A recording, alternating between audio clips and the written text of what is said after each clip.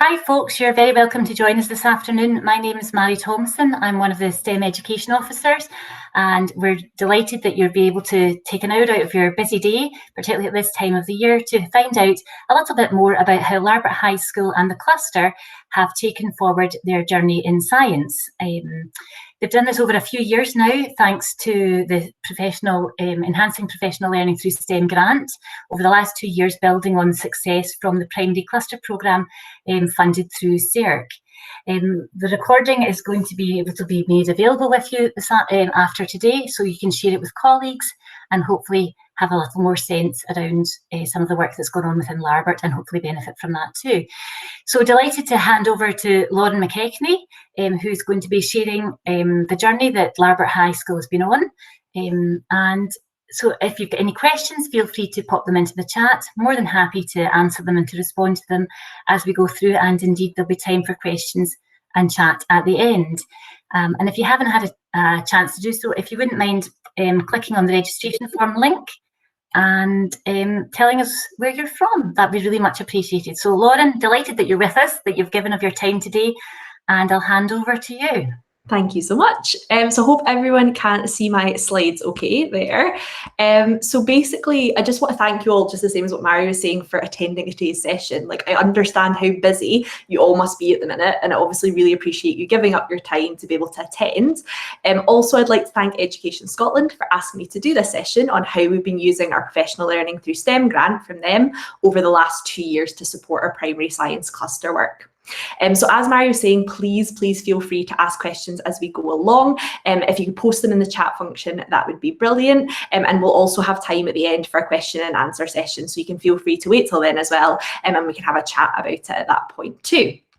So this is just a quick overview of the plan for this session. So I'm going to do a quick explanation of what my role is and why I'm actually here to chat to you. And then I'm going to give you an overview of our cluster group's vision, values and aims. I'll then discuss a wee bit around forming a primary science cluster working group, because I know that some of you are from a secondary perspective and might be thinking of doing something similar. And then for the main proportion of the session, I'm going to explain how we developed a consistent 3 to 18 science curriculum, including the timelines, the resources and the CLPL that we created at each of those levels. That should hopefully take around 45 minutes if I can get my timing right, which would be a first. And then we'll finish up with a wee Q&A session. So please, as I said, do feel free to post any questions that you think of as we go along. So how did I get here? So my name is Lauren McKechnie and I'm a secondary biology and science teacher. So how did I get involved in primary science education, you might be wondering. So 4 years ago, I completed my probation year in Stranraer, and as a probationer, I went to the primary schools, I helped them deliver some of their science lessons, and I really enjoyed it. I also watched lessons and gave feedback to those who wanted to build their confidence in their science teaching, and I helped to start and make some resource packs as well for those primaries to be able to do science in their classrooms. At the end of my probation year, I interviewed at Larbert High School in Falkirk. During that time and during that interview, I mentioned that I'd been involved with the primary science in Stranraer and how much I had really enjoyed it. So when I got the job, my PT, Asif Nasir, asked me if I'd like to join the primary cluster group they'd already set up. And now 4 years later, that's where we are, and I can't believe it's actually been 4 years now. I think about it, we've come so far in such a short period of time. So just to give you a wee kind of heads up about Larbert High School, so Larbert High has always been a forerunner in STEM education, and it was one of the reasons that I really did want to work there. You can see on the screen here just some of the STEM-based awards that they've received over the last 5 years or so. So specifically, we've received awards for STEM School of the Year in 2015 and 18, as well as an award for STEM Team of the Year in 2017. Now, most recently, in the last year, we were one of only 19 schools in Scotland to achieve the STEM Nation Award as part of their pilot scheme. So specifically, the work that I'm going to describe for you tonight as part of our cluster science programme was used as evidence which contributed to achievement of that award, and it wouldn't have been possible without the Education Scotland CLPL grant, which we've been receiving over the last 2 years. So our original cluster STEM group has been running since 2015, so it was already running for 2 years before I arrived. I thought some of you, especially those who are from maybe a secondary perspective, would be interested in how we actually first formed that group, in case you were thinking of setting up something similar. So my science PT Asifa originally went to a primary cluster head teacher meeting and asked the head teachers if they could audit science within their P5 to P7 in their schools so that we could work out the level of content and engagement with science that was being delivered at that point. Now, each school was also asked if they could select just one member of staff or even a couple from the school who were interested in science and who could bring that information that they'd gathered from the audit along to a meeting at Larbert High School. Now, originally that was only a one-off meeting, and at that meeting they were then asked if they wanted to volunteer to work together to form a Larbert primary cluster working group for science, and then that's where it all began. So from that meeting, we had 14 primary teachers sign up in the original group, and that was across all 7 of our cluster primary schools, which you can see on the slide here. All of the teachers were really, really passionate about science. They wanted to motivate their learners with science from a really young age, and they wanted to help improve our STEM education across the cluster. So we were really lucky to have so many who were interested in signing up in that first place. Originally, the group had 2 meetings per term, so 6 in total per session, and we worked together to do a number of things which we still continue to do today, even 6 years later. So in particular, we deliver a coordinated STEM week as a cluster, which has involved a yearly P7 and S1 cluster STEM quiz, which is great fun. And we also send senior pupils from Larbert to visit the local primary schools to help them deliver their STEM workshops in that week as well. We also work together to celebrate Digital Learning Week as a cluster as well, and more we're trying to do more things together as a group.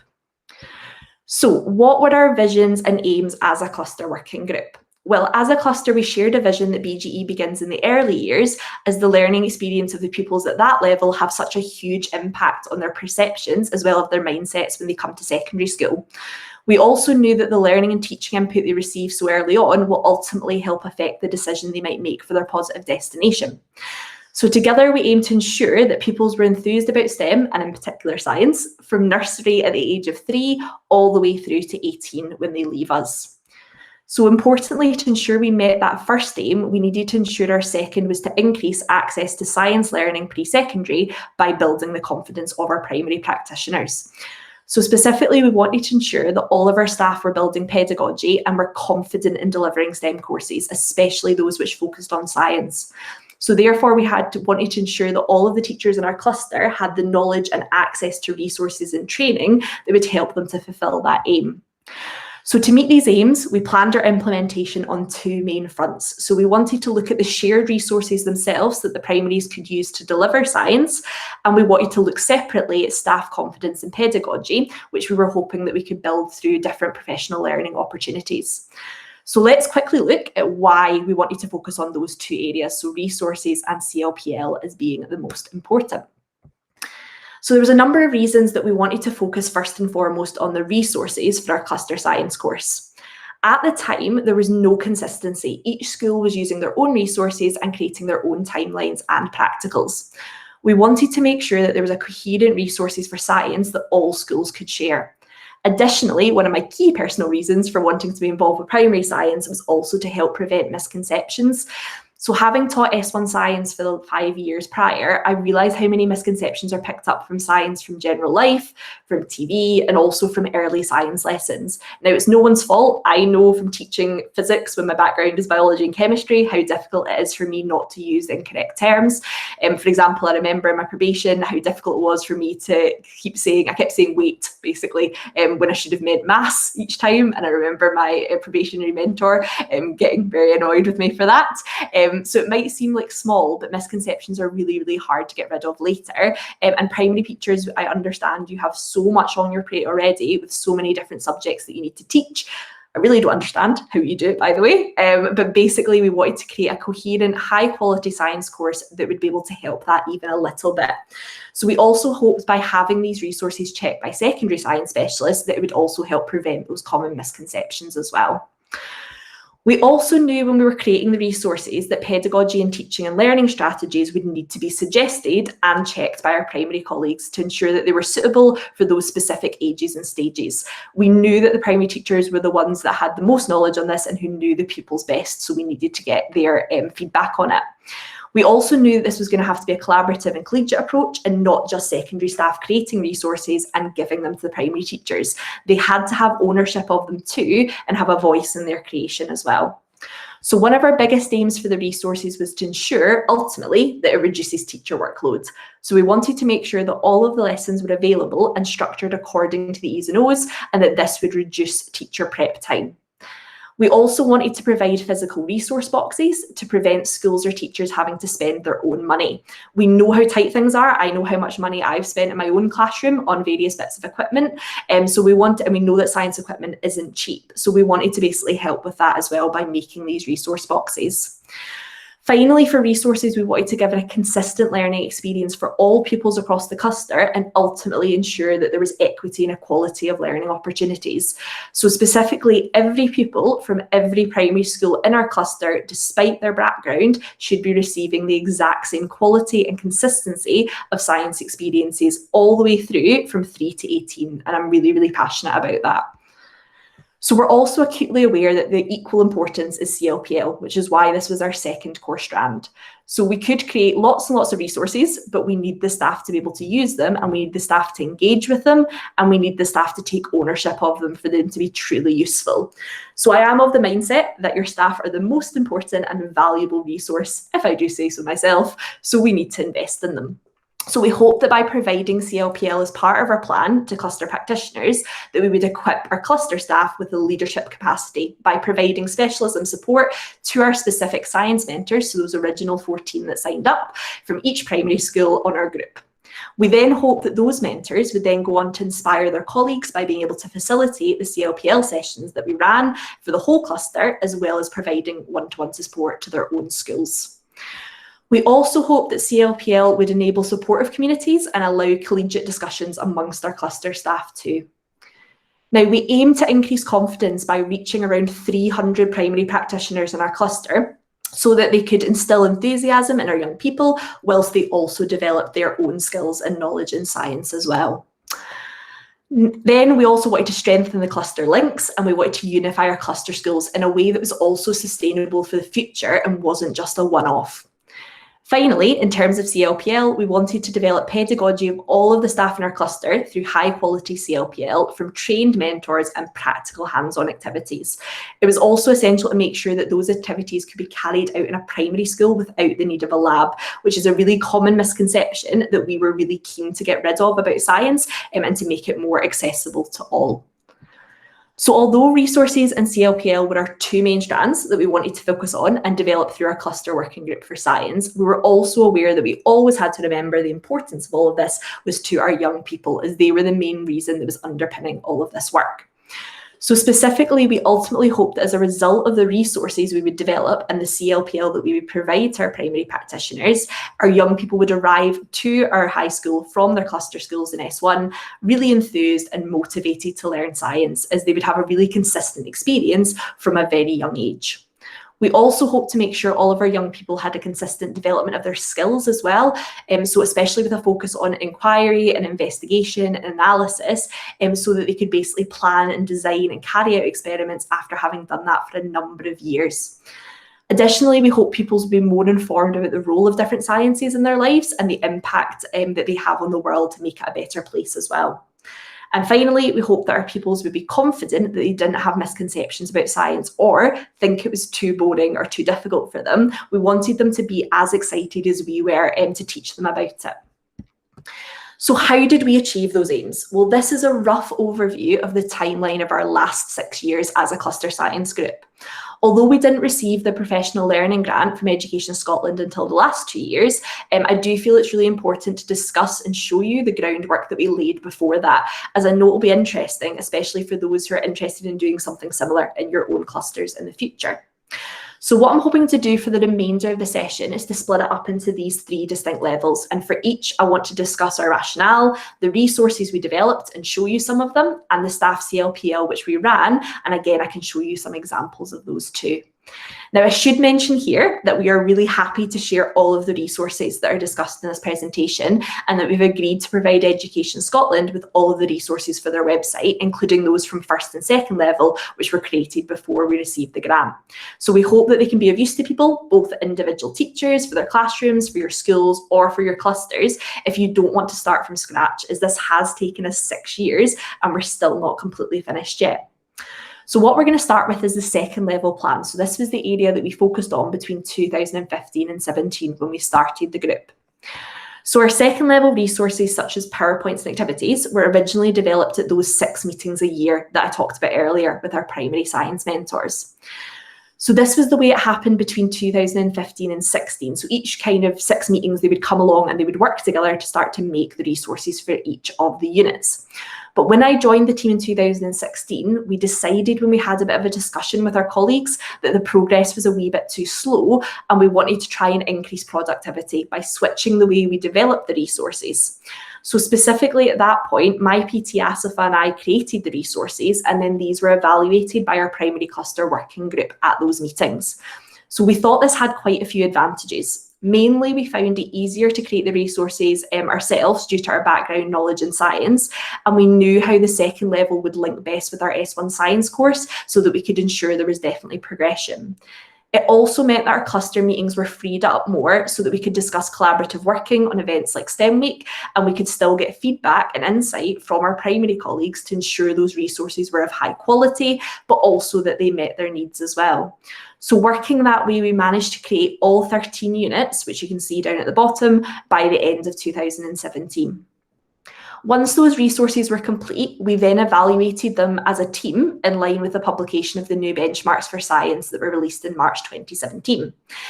Now, you might be wondering how these resources were shared. So there was little point in making them if they could only be accessed by the core group and not all of the teachers in the cluster. So we set up a cluster shared drive folder, which could be accessed across all of the schools in the cluster on the main server. Another issue we picked up on, especially for second level science, was the need for physical resources as well. So since we wanted to make the topics really practical and the second level courses were more advanced to ensure that they were progressing into our S1 course, the practical equipment for topics like electricity were really important. So we knew that every primary couldn't afford to buy their own equipment for each topic, and this wouldn't be efficient as they wouldn't be doing the same topic at the same time the year anyway. So we decided to make resource boxes. So for any topics which required a lot of practical, we made a box which was held centrally at Larbert High School. The box contained all of the equipment that was needed for that unit of work, along with hard copies of the worksheets and card sorts, etc., that they could then print. We used the CERT funding initially to be able to make these boxes, and some of the primaries in recent years have decided to make their own boxes for certain topics as well, especially if they're a larger school, like Kinnaird has a lot of classes that's near us, so they actually found it would be better now that they've tried them out a few times if they made like their own electricity box. So they managed to do that through applying for grants or fundraising, and we also helped them to order the equipment through our suppliers. In terms of how the boxes work, we had a rotation with a spreadsheet on the cluster drive so that everyone could access it and see when they were going to get each box. We would decide at the first cluster meeting of the year the order of the topics for each school so that the mentors could feed that back to their colleagues, and they would pick up and drop off the boxes according to the timeline. Overall, it has worked so well, apart from when COVID hit and we couldn't then give out boxes to different primary schools without sanitising them all. But we've got really excellent feedback from all of the schools on that as well, and it's something that we're definitely continuing in the future. So now just to show you some of the resources that were made. So this is our cluster folder for second level. Within each of these folders is a PowerPoint that's made up of around about 3 to 5 different lessons. Any worksheets that are required are also in those folders, and a list of resources or equipment that is needed is also in there as well, which obviously matches with the boxes. With these units, each lesson clearly links to the second level benchmarks and outcomes, which you can see on the left, and each lesson also has clear learning intentions and success criteria that link those outcomes, which you can see an example of here. So the one at the bottom, obviously about deforestation and germination in plants. Each lesson contains lots of different bits of information, activities, and interesting facts, so just like this one here. So some of them have tables for pupils to fill out, there's printable ones of those as well, and we try and include as much as we can, as many pictures and kind of extra thinking points that they should be looking at as well. There are also videos embedded along with teacher tips in the notes section as well to help them too. We also make sure that we include multiple investigations within each of the topics so that pupils get a chance to develop their investigative skills and give classroom teachers a choice of what they would like to cover. So you can see in this example here, this is one from second level of the effect of exercise on pulse rate. And this is just one experiment from that lesson that the teacher can choose to do if they want. We try and make sure as well that there's really clear methods and stuff with each of them as well. We try to lay out these experiments in a really simple way, but also one that mirrors the sections that we need them to be able to write themselves when they come up to first year at the high school, so that they can get a bit more exposure to investigation reports and how to plan valid and reliable experiments as well. So again, here you can see a wee example of a germination investigation for second level. For each level of work, we also include a standalone unit by itself on practical investigations or topical science. So here we give examples of various standalone investigations that teachers could carry out with their class at that level. So both of these are second level experiments. The one on the left asks pupils to plan an experiment to find out how long boiling water needs to cool to find the perfect temperature for making a cup of tea.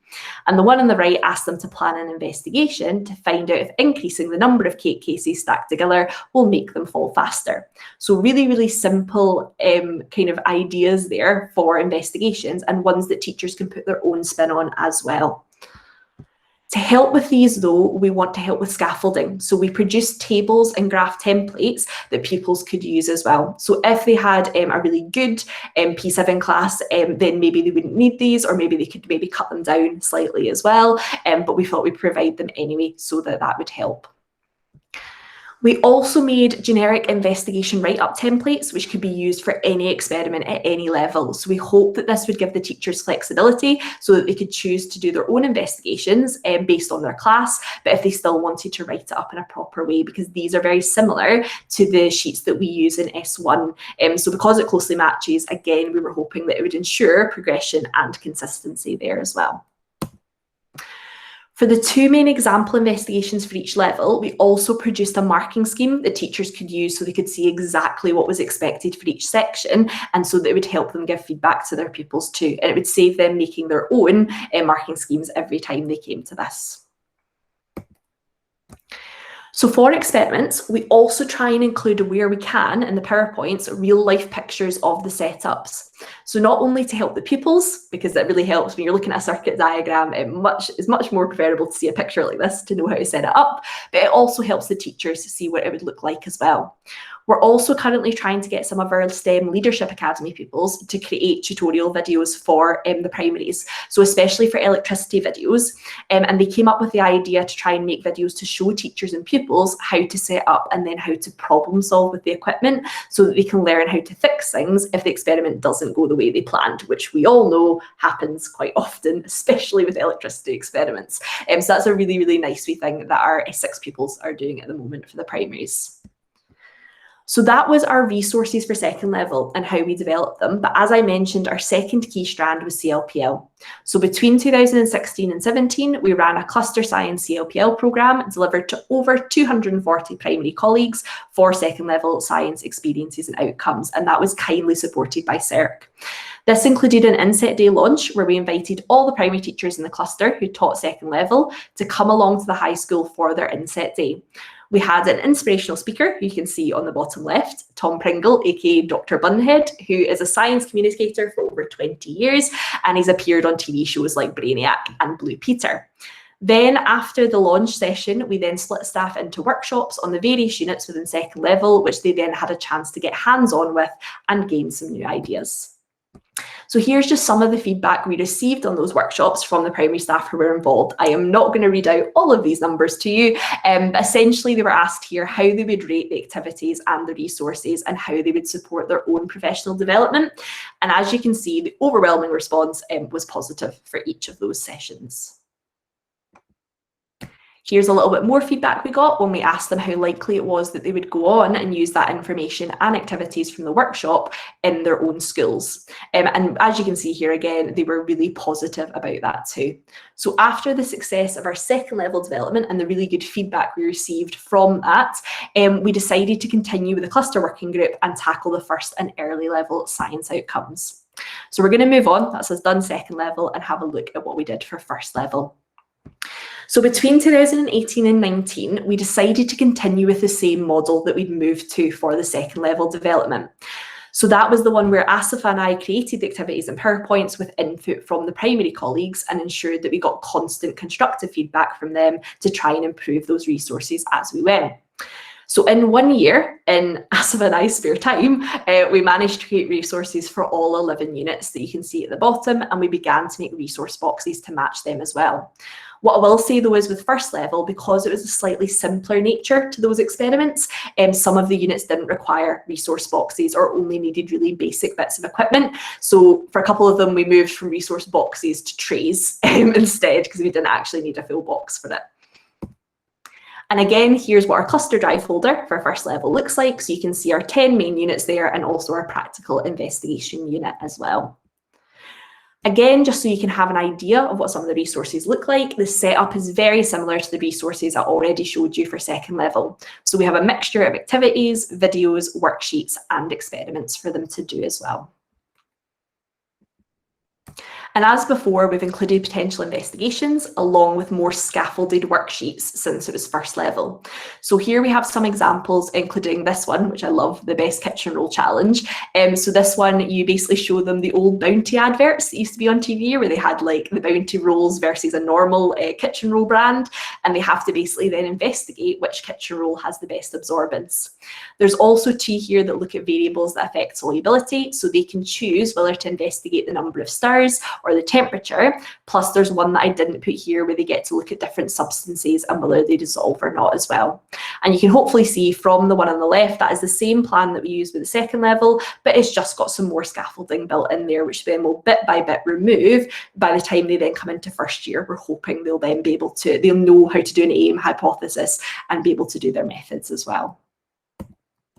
So at the same time, we applied to Education Scotland for a grant through their Enhancing Professional Learning in STEM grant programme through the Scottish Government STEM Education and Training Strategy. So we were successful in being approved for funding for our phase 1 and our phase 2 plans, which was brilliant. So for the remainder of this session, everything I discussed was funded or partially funded through this grant, and we are so grateful for it, as without it, we wouldn't have been able to get through all of this. As part of these plans, we aim to reach around 300 practitioners this time across the cluster through, again, 3 different strands of CLPL. So we wanted to do another Inset Day launch, we wanted to do learning visits to schools, and we also wanted to run Twilights as well. So originally we asked for funding for learning visits to primary schools. Specifically, we wanted to give the 9 members of staff within our first and second level cluster science group the chance to go out and observe other members of the cluster teaching science. We also hoped that this would give myself and Asifa the chance to go down to the primary schools and see how things were going and how the resources we've developed so far were being used across those 7 primaries. We felt this was a really amazing opportunity that was not usually afforded, as we all know how tight cover normally is, and it would give staff a really brilliant opportunity to pick up ideas from each other. Unfortunately, and this is going to be a theme from now on, with the onset of COVID, we didn't manage to actually do this, but we're hoping that in the future we'll be able to run something similar. However, we did manage to run the Inset Day launch. So specifically, we invited teachers that were involved in teaching first level outcomes up to the high school for an afternoon of one of their Inset Days, so around about October time. First, they had an input from Asifa on the Young STEM Leaders programme. So this upskilled the staff and provided them with training, which would allow them to award their pupils accreditation at CFE second level through the STEM activities that they were already leading in their primary schools. Then after that, there was 10 opt-in face-to-face workshops that they could choose from based on their preference for development. So these workshops were ran by our science mentors from within our cluster groups, which gave them a really good opportunity to develop their skills and to meet colleagues from across the cluster. Importantly as well, I kind of mentioned this earlier, but we held these workshops in normal classrooms. So we actually used the language corridor in our school because they were roughly the same size as most primary classrooms, we thought. And again, it was to show that you didn't need a lab to be able to do high quality science practical lessons. So here's just some of the feedback that we received from those workshops. So over 67% of the staff rated the workshops as very good for meeting their professional learning needs, with a further 30% rating them as good. In terms of how useful the activities and resources would be in supporting the work in their own schools, 72% of them found it very useful, and a further 16% rated it as useful. When we asked them how likely it was that they would use the information, activities, or resources from the workshop in their own schools, 76% said they definitely would, and 22% said they probably would.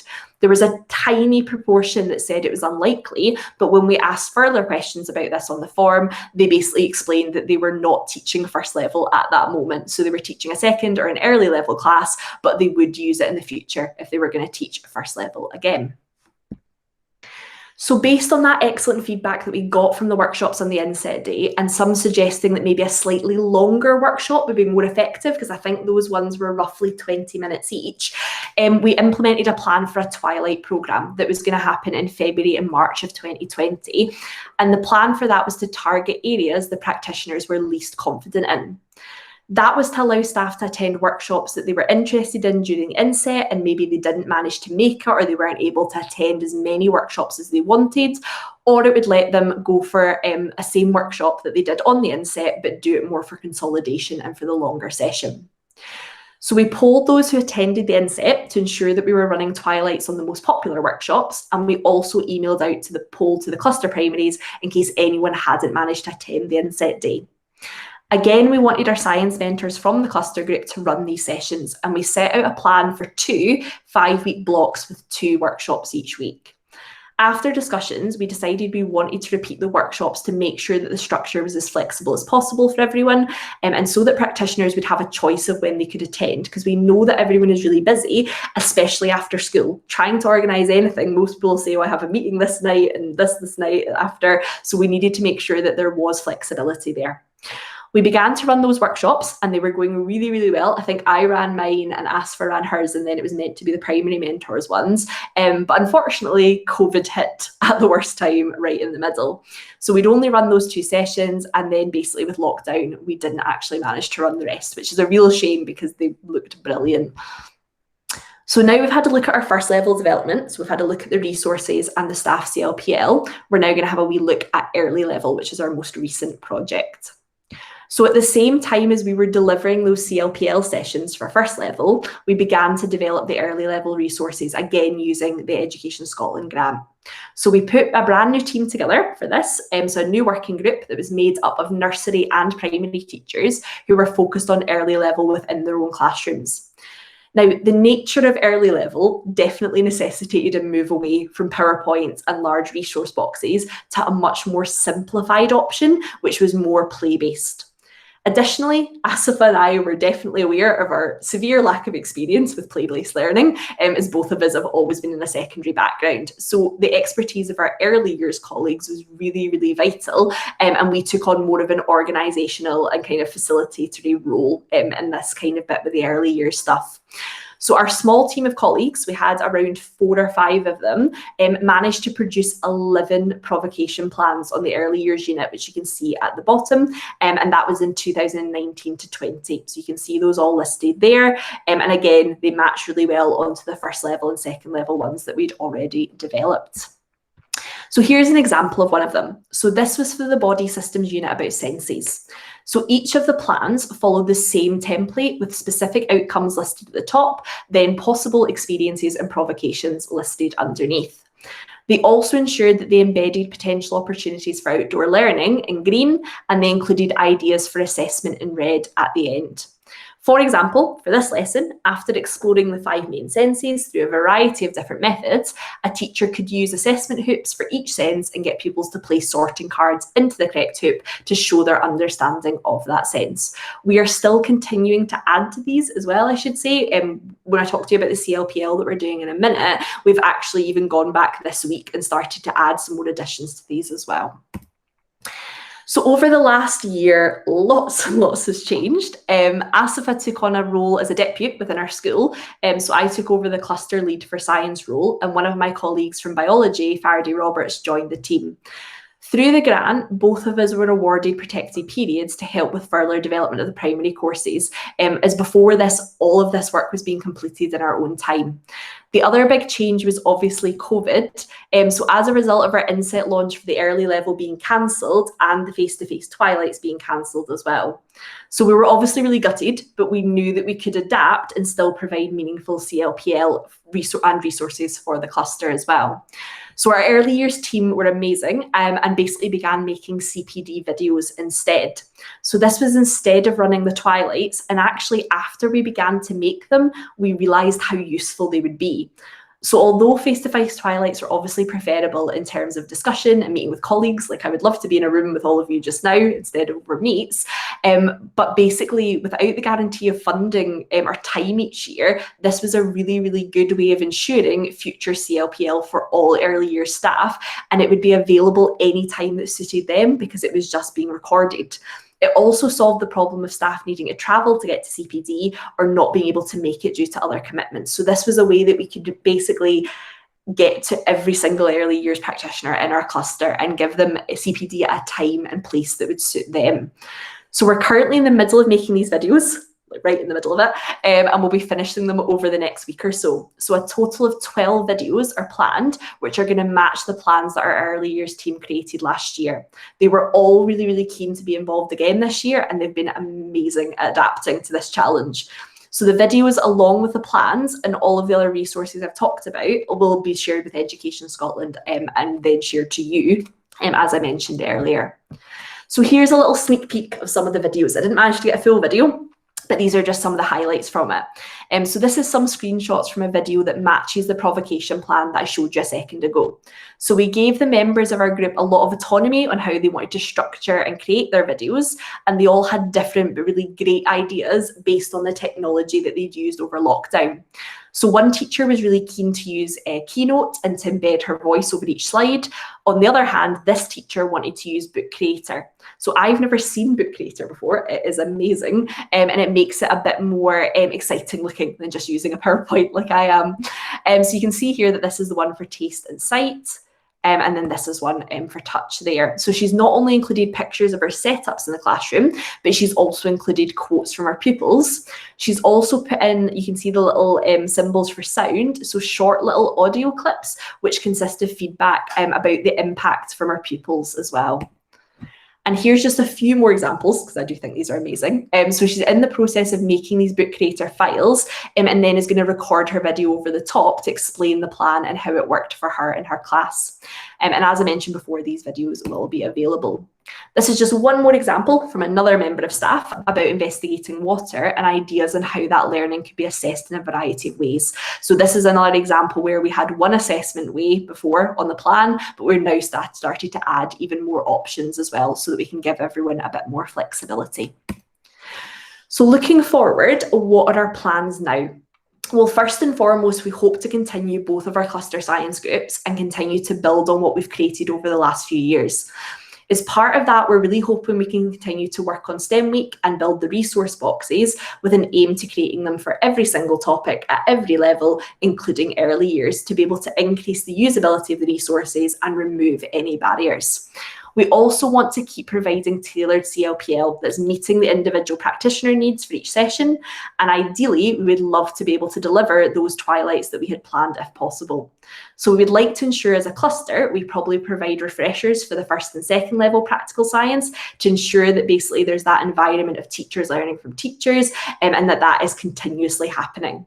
We also want to ensure that we're continuing to motivate and support practitioners at all levels to be able to maintain links not only between the cluster primary schools, but also between the cluster schools and us.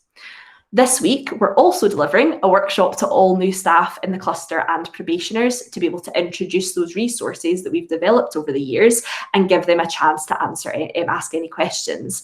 We're hoping to continue doing this introduction every year so that everyone who is new to our cluster is aware of the resources, where they are and how to use them.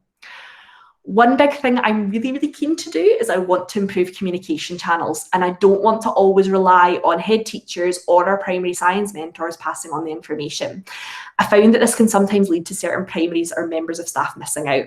So also COVID has shown the issues with using a cluster drive on the system where teachers at home couldn't access the materials, alongside the usual problems with cluster folders becoming full and having no memory left, which I'm sure you have all experienced at some stage. So what we're planning on doing is moving away from this onto teams, so that all of our cluster primaries can basically join a single team and can become more confident, because they have become a lot more confident with teams over lockdown. So ultimately what we're hoping to do is that all of the resources can be accessed at any time on the files on Teams by any member of the cluster. We're also hoping to create a channel so that boxes can be requested and a channel for science questions that can be answered directly by secondary specialists at the high school. It also has a potential to become a channel for cluster schools and colleagues to be able to connect and to share other ideas like fundraising and resources as well across the schools in a much easier way than we do currently. Additionally, we're hoping to look at consistency across schools of utilising these resources and continue to get feedback, because these resources are not perfect. We want to keep adding more to them and making them better. We also want to look at evidence generation to try and make it more consistent across the cluster as well, so that we have a better idea of people's abilities with the science before they reach us in high school. Finally, I'm really, really keen to keep doing things like this. I don't want the work that we're doing to be really insular and only focused on our own cluster. I really want us to be able to look outwards, share our model and our advice and our resources with anyone across Scotland who will listen to me. And we're all really, really passionate about what we've achieved and want to try and help other clusters do the same thing. But we also want to get ideas from other clusters as well of what we can do to improve what we've been doing. So in summary, we are so happy about how far we've come with this, and we've now got a full 3 to 18 science course. It's been a really long process, but I'm really thrilled with how much we've managed to do, especially with COVID over the last year. Our cluster staff, when I was talking to them the other day, feel they're now more connected and working more collegiately together, and we've improved professional learning for all of our cluster colleagues as well.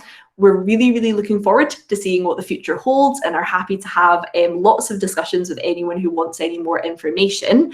We'd also love, as I said, to hear from anyone that's doing anything similar or planning to do anything similar in their cluster, because we'd love to steal some ideas as well. So finally, I just want to say thank you to all of the people on the screen who've been involved in our cluster groups at one stage or another. And I'd also like to thank Education Scotland again, as without the grant, we wouldn't be in the position that we are just now. And finally, I want to give you guys the biggest thank you for listening to me for 40 minutes. And I hope that has been useful as well. I hope there's some things that you'll take away from it. And if you ever do want to discuss anything that I've mentioned here, then my email address and my Twitter handle is at the bottom. Please feel free to get in touch. It would be lovely to speak to you about it.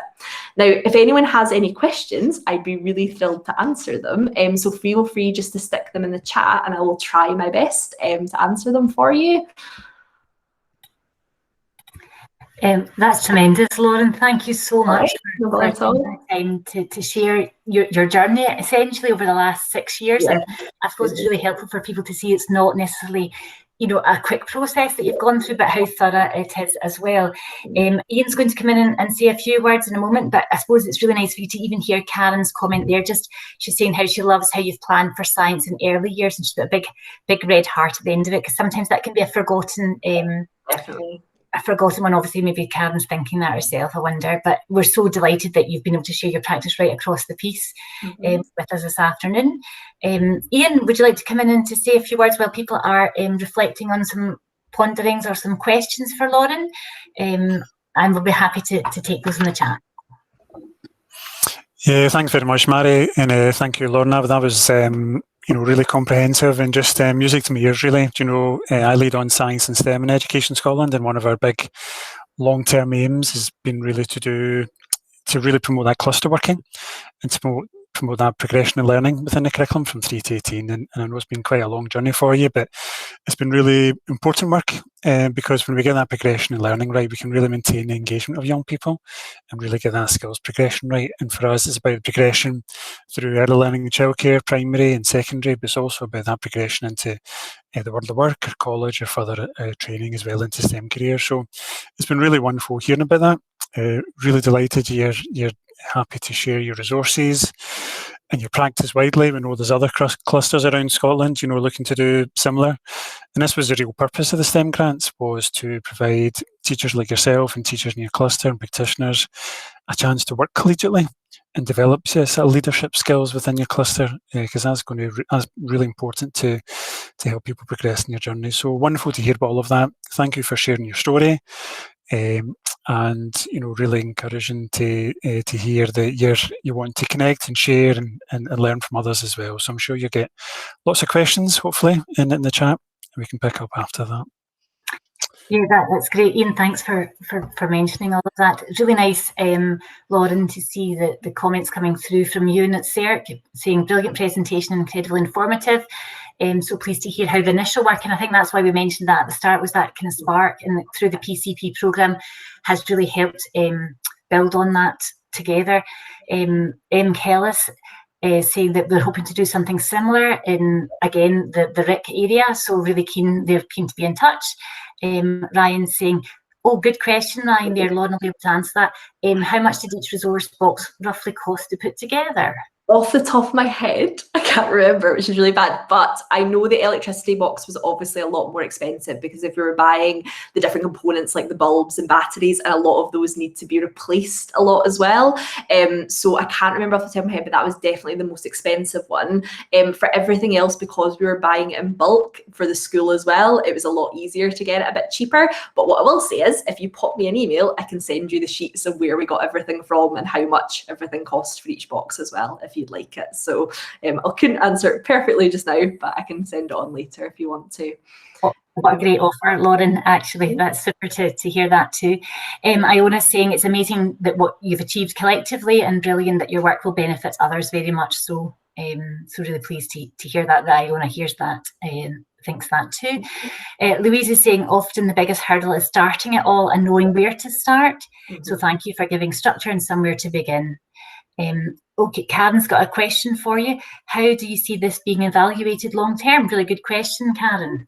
We're hoping, as I was saying, well, we're obviously going to do a report for Education Scotland over the next couple of months. So when we finish the CPD videos for early years, we're planning on sending those all out and trying to do a similar launch, even if it's online, for those early years videos. Then we want to obviously get feedback from our primary cluster colleagues about those and how useful they found them. But in the long term, that's what I was saying about, we want to try and make sure there's more kind of consistency across the school. So we're not planning on finishing here. We really want to spend the next few years now embedding everything and making sure that we're reaching every teacher, because I think what we've found, it's been brilliant, the kind of number of staff we've managed to get involved, but you're still missing small kind of clusters or little bits of the cluster. So we want to make sure that we can go out to schools and actually try and make it more embedded.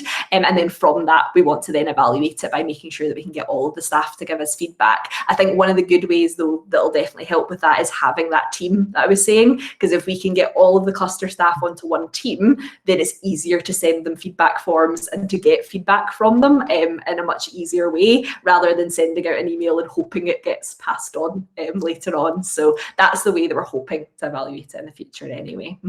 And I think just picking up on that, is a continuous improvement journey that you're on, as opposed to just as a result of the CERC programme or indeed the grant. It's that continuous to match the aims that you set out at the start. I've got a kind of wee question from Iona that says, you may not know this off the top of your head, but roughly speaking, in terms of the grant money and how is that kind of divided up, that would be helpful for Iona as she's thinking perhaps for the future. Perfect. So for the phase 1 grant, we ended up, it was mainly split between the resources for first level and then resources for early level and the CLPL for the level before for early level ones. So we basically split it kind of half and half between those two. For this year's one, it was meant to be completely on CLPL for early years. But what ended up happening was the way that we had it split originally had to completely change a couple of months ago because of COVID. So we had, as I said, put a lot into the inset day and then the plan for the twilights. But when both of those were cancelled, we basically just stopped dividing it up and we just kind of looked at everything in terms of the CPD videos instead. But again, really, really happy to share our spreadsheets and how we kind of worked everything out. Happy to share them after if you send me a wee email as well. All right. Hey, Lauren, I'm just going to pop in. Ian's going to say a couple of other wee things just before we finish up. I'm going to pop in the evaluation for the session today, which we're happy to share, obviously, with yourselves. I'll set the QR code up too. And put the QR code up there. So if you want to click on the link, it should be coming into the chat just shortly. There it should be. And I'm going to pass on to Ian, and then after Ian's finished, we'll stop the recording and we'll hang about for a little bit of time in case people want further discussion. Of course. Okay, over to you, Ian. Well, can I just start with another question, Lauren? Because when we've seen other school clusters working this way very collegiately to improve science and to improve progression and learning, one of the things we've seen is increased motivation of learners, increased uptake in terms of science going into the senior phase. Have you noticed anything like that over the last 6 years? Has your school noticed a difference? Definitely.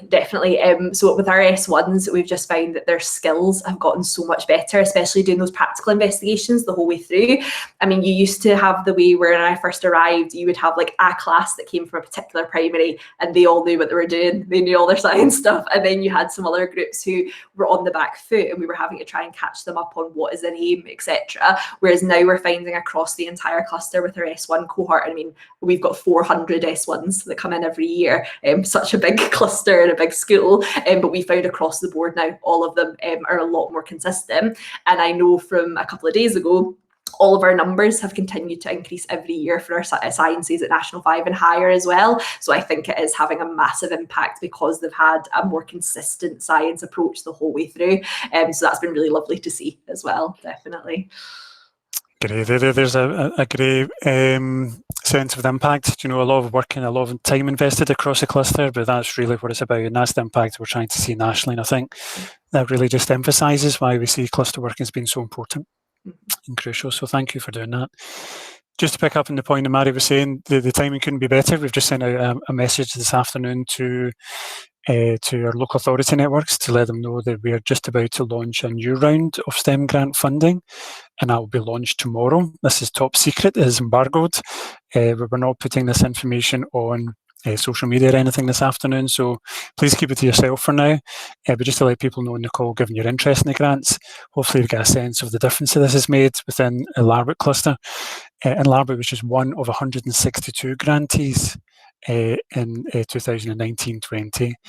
So collectively we managed to reach over 11,000 practitioners across Scotland through the first year of round 2, and we managed to reach over 1,000 centres and establishments, and an additional 4,000 childminding establishments and settings as well.